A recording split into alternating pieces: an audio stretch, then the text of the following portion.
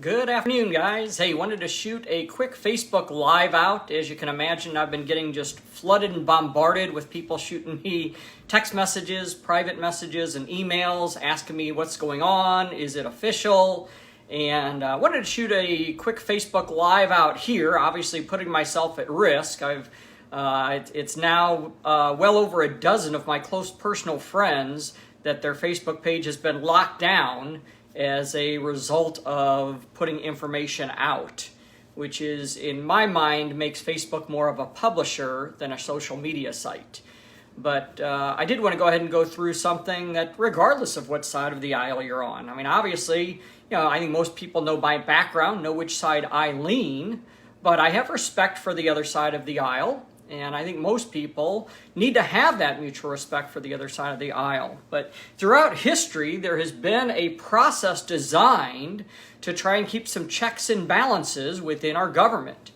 And unfortunately, some people seem to have forgotten that with this current election. People are going around saying that it's officially. Now, I have no problem with people who are supporters of Biden going out and celebrating. I'm not saying that they shouldn't go out and celebrate. But I do think they need to be mindful of the fact that there have been situations in the past. Some of you remember just about every newspaper across the country had a front page printing showing that Al Gore won the election in 2020. You remember the famous picture of Truman holding up the paper saying Dewey defeats Truman. Time magazine in the last election made a cover that said Madam President, and it was already printed. And some people still have copies of those that are probably worth some money nowadays. But throughout history, there's been contested elections. And there's nothing wrong with contesting an election. That's why there's this system of checks and balances set up.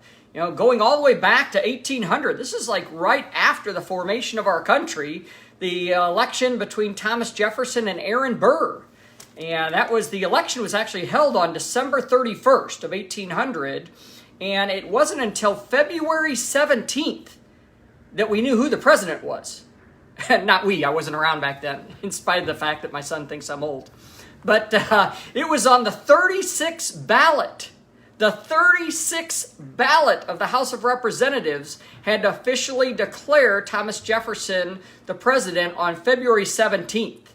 So for people that are saying, well, the election was Tuesday, we already know who the winner is, well, that's not necessarily true. There have been contested elections through history. And going back to 1824, Andrew Jackson and John Quincy Adams, one of the most contentious races that there was, and that got even more contentious between the two sides in 1828. But same thing. That election was held on October 26th, and it wasn't until February 9th of the next year before people found out that Andrew Jackson had actually been declared the official winner.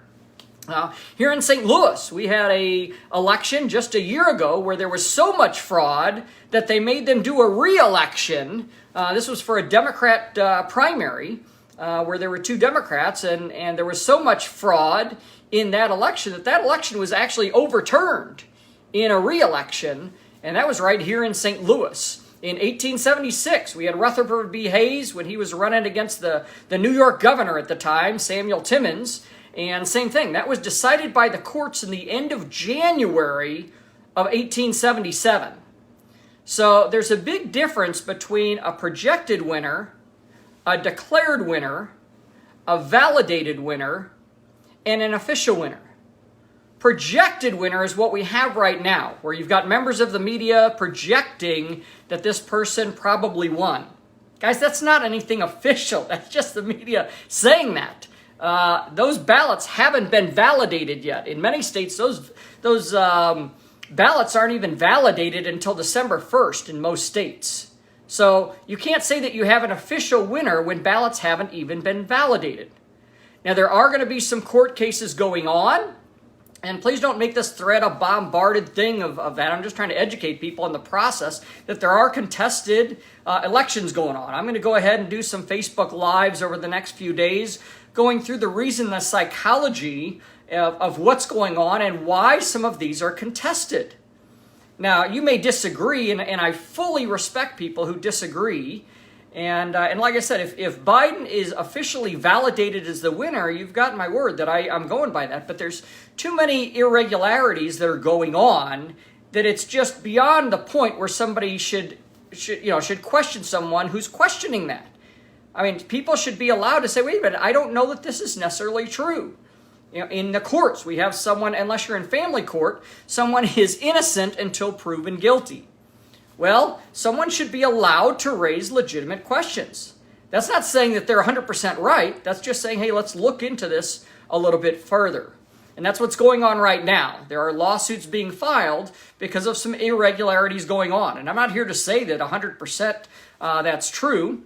And I'll be the first to admit, I don't necessarily like the way some of these are being articulated.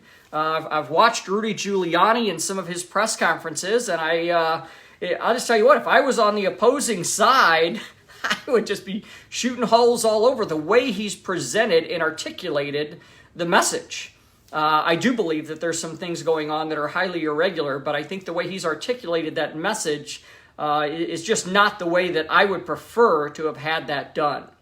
But I have been very fortunate to be on some conference calls with Washington, D.C. over the last couple of days. There are some lawsuits that many of you are aware of already that are being filed. There are many going to be filed over the next couple of days. And I think that many of these are legitimate ones that do have the potential to overturn what people are projecting. But at this point, this race is in no way validated at this point. None whatsoever. So like I said, I have no problem with Biden supporters celebrating. I would be doing the same thing. If at this point the other side was challenging, and we all know that that would happen, if at this point Trump was ahead by the margin that Biden is ahead right now, Trump supporters, we would be out celebrating, and we all know Biden people would be objecting and contesting the election, which is their right to do.